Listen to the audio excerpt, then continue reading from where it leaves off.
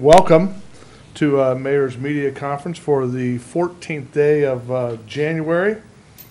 My name is Ric Stolly with Parks and Recreation, representing the mayor this morning. We had a number of items to cover today, and we'll start off with Pete White and our Lima Pride Home Award winners for this quarter. I guess this quarter or last quarter? First quarter of 2015. So, Mr. White. Good morning, everyone. 3 Lima property owners will be recognized today as the first quarter Lima Pride Home Award winners. The property maintenance code inspectors select properties that exemplify pride in ownership and have a positive impact within their community. Each winner receives a plaque such as this with a picture of their phone or their home and a yard sign such as the one displayed there that they can display for the quarter.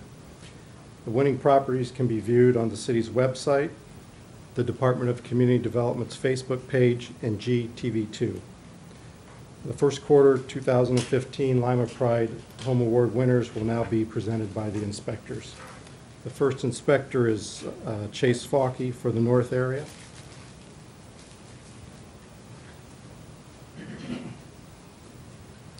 The property chosen for the north section was 525 West O'Connor Avenue.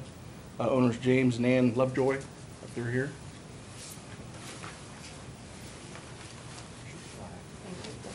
Thank you.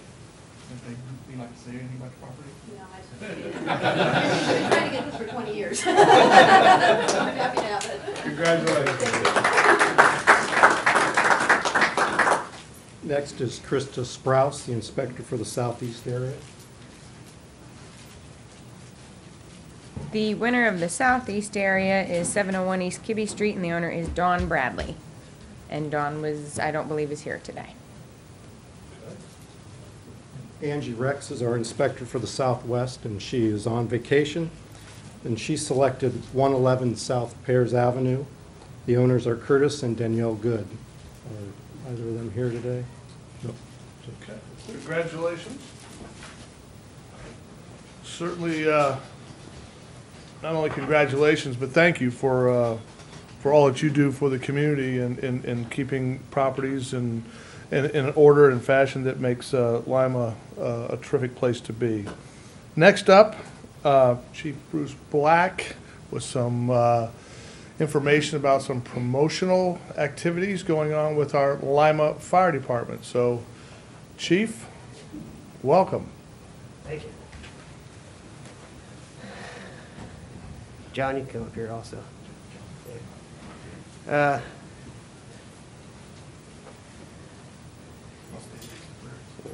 too damn big. All right, the Lima Fire Department is pleased to announce some recent promotions within the department. The first one is John Kraft. Last year we had a retirement of Lieutenant Ron Hessling after a 28-year service with the fire department. To replace Ron, through the competitive examination that was completed by the Civil Service Board, John Kraft here was first place on the Civil Service test for lieutenant. So in November, John was promoted to the rank of lieutenant.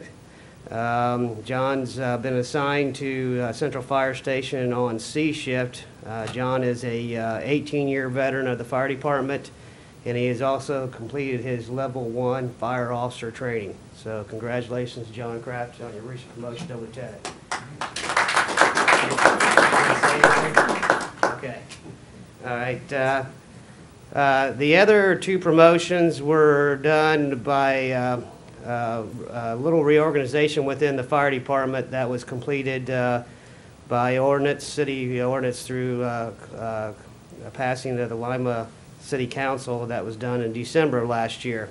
One of the things the fire department is always constantly doing, especially at the administrative ranks, the fire chief, Mark Hefner, the other deputy chief, Brian Bearheide, and I are constantly always looking at the operations of the department and what we need to do to make the department operate more efficiently in providing a good quality service to the citizens of Lima. And one of the things we kind of found out within the last couple of years was we was lacking a little bit on in our supervisory ranks in the outstation, and where we did not have one person that was completely in charge of those stations that we had in prior years. So to solve that problem, we sent the Lima City Council a recommendation that 2 of the lieutenant's ranks in the outstations be upgraded to the rank of captain. This was with minimal cost to the city for that upgrade, a very small cost to the city. And we promoted 2 people from the lieutenant's rank to the captain. The first one is Kevin Clark.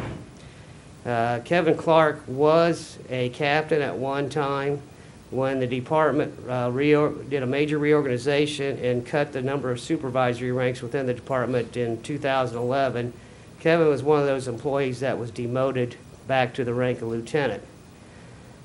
Through agreement with the IAFF Local 334, which is the fire department union, those people that were demoted had a number of years to which they could be able to be promoted back to their original rank, and Kevin was one of them. In fact, Kevin is the last one of those that was demoted in the supervisory ranks to be re-promoted to what was his current rank of captain.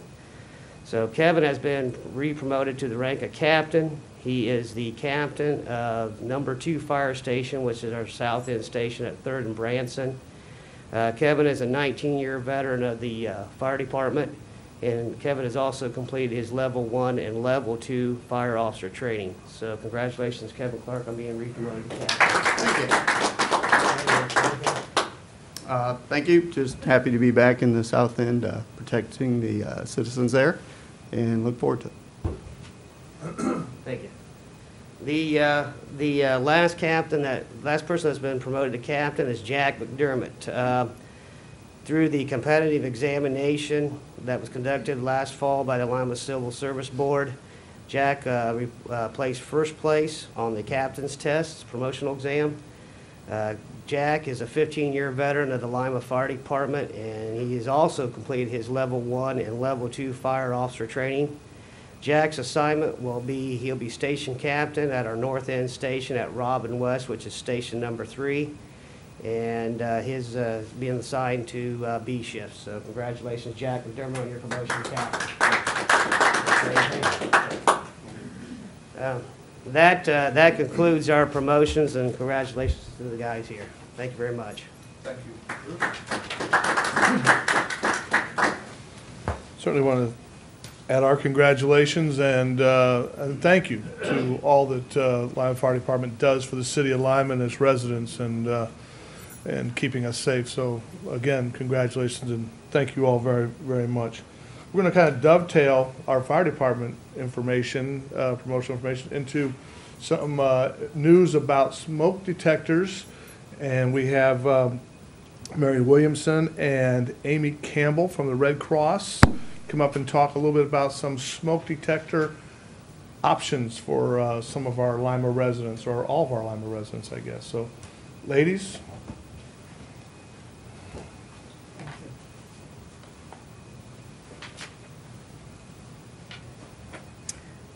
Good morning. I'm Mary Williamson, and I'm president of Northwest Perry Township Neighborhood Association. And we are working with the American Red Cross to give out smoke detectors in the Northwest Perry Township area. We will be giving them out January the 19th from 1 p.m. to 5 p.m., but we suggest that they all call and make a reservation for being there at that time, because we have a limited number. And it's on first come, first serve. And as you guys probably know, this is winter, and there's a lot of fires during the winter, whereas people are trying to stay warm with makeshift things to keep themselves warm. So at this time, I'd like to present Amy, and she'll fill you in with some more information. And just want people to call my number, 419-227-2139, or the American Red Cross, and sign up. And as I stated, it's first come, first serve, and we have a limited number. But we will have a registration sheet where we can go back and give out more smoke detectors later. All right, so as Mary said, we only have a limited supply of smoke alarms right now. And this is for residents of the Northwest Perry Township Neighborhood Association only. Back in November, we kicked off the National Red Cross Home Fire Preparedness Campaign with the Lima Fire Department. And this is a 5-year campaign that will be ongoing in different parts of the Lima community. So this is our second installation event, and we are working with the Northwest Perry Township Neighborhood Association on that. And I know this is something that Mary and the Perry Township Fire Department had talked about doing in the past, and they didn't have an organization to come in and provide such service. And that's kind of how it is with the Lima Fire Department also, in working with Chris and Warren when we kicked it off back in November. So this is something we'll be doing in the years to come, working with other, all the fire departments in the Lima area. And the reason we're doing this is because home fires continue to be the #1 disaster that affects families across the country. And in Lima, in the actually in the Northwest Ohio area, 45805 is #1 on the top 10 fire risk zip code list, according to the National Fire Incident Reporting System, U.S. Census Bureau, and the Red Cross Client Assistance System. 04 is #1. So there's a need for the service in this area. 45801 is also on the list at #3, and 45805 is #6 on that list. And that data was compiled between 2007 and 2012. And we will be passing out flyers to the residents of the Northwest Perry Township Neighborhood Association, so they know if they're a part of that, this service this time around. And as Mary said, with the limited number of smoke alarms, we will be getting more. So if we get more interest than the number of smoke alarms we have available now, those people will be put on a waiting list essentially, and we will be getting more alarms. And like I said, it's a 5-year campaign, so this is something that will continue to grow in the community, and working with different partners and building the program. And I think that's all I have. Anyone have any questions? Amy, this is again, and Mary, this is again just for the Neighborhood Association, Northwest Perry Town. At this time. Okay, and then, Yes. but as you mentioned about the waiting list, Mhm. people still can sign up. So this is an ongoing process. It is going to hopefully take care of, if not all, most of the city of Lima and surrounding areas. That's correct, yeah. Okay. And, we just ask that people of the Perry area call For this this time around, but we will, we're working on getting more smoke alarms. The smoke alarms are coming from National Red Cross headquarters, national campaign partners who have signed on. I forget what the actual partners are, but it's nationally. I think Home Depot and Lowe's are a part of it. Sure. So it is free, the smoke alarms, the service is free, so any organizations or township fire departments interested will be working on that. And I also want to mention something I forgot is this will be on Martin Luther King Jr. Day on the 19th from 1 to 5, and it's in honor of the Martin Luther King Jr. Day of Service. And these installation events will be happening throughout the country, so it's a big National Red Cross campaign. On the MLK Jr. Day of Service, nonprofits across the country do hold different service activities. So this is the thing that the Red Cross is doing this year. That's true. All right. All right. Thank you all very much. Thanks. Again, great information, people stepping up in the community and in and around the community to help keep Lima safe. So thank you, ladies, and thanks for coming out today to share that information. Next up, we have some information on the Jefferson Awards. Tom Hendrickson and Mr. Phil Haynes are here to give us some more information on that process. Again, a terrific way to celebrate people in Lima and the things that they do to help make Lima a great place to live. So, Tom, you're gonna go first? All right, Tom, go ahead. Well, obviously saving the best for last, so. And I have my notes because I don't trust my memory. Again, as I've been introduced, I'm Tom Hendrickson of your hometown stations, and I'm the chair of the judging committee. And it is my pleasure this morning to announce the official kickoff to the 2015 Jefferson Awards for Public Service nomination drive. With me today is Phil Hayne from the United Way. Also, the other partners with us in this effort has been the Lima News. Since 2001, the three organizations we've worked together to promote this effort. And last year, Husky Energy came on as a corporate sponsor, which we were very grateful for. And what we're doing is we're asking for community residents, churches, and organizations in all the surrounding counties, it's not just an Allen County effort here, to look at contributions made by their community, to their community, by their friends and neighbors, and to submit nomination forms in their behalf to honor their efforts and also highlight the work that's being done by the organizations that they work for. Nomination forms can be found on the websites of the Lima News, United Way, and the hometown stations, and can be filled out online, or they can be printed out and turned in to any of the offices for any of the three organizations. The last day for nominations to be turned in is noon on February 26th.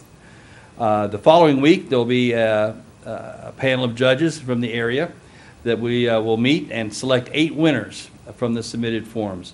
Now, these 8 winners will receive a check for their organizations that they volunteer for from former County Commissioner Alberta Lee, who has generously donated the money for this ever since our very first year in 2001. The committee will also select one of the winners to represent Lima at the National Jefferson Awards for Public Service Banquet in Washington, D.C. All 8 of our local winners will be honored at an awards banquet at the Lima City Club on March 31st, where the winner of the Washington, D.C. trip will be announced. Bill? Thanks very much, Tom. I'm Phil Hayne with United Way, and we're pleased to have been a partner in this effort for, this will be our 15th year, and we've had some incredible nominations. In fact, I know that sitting through with the judges, it's always very difficult.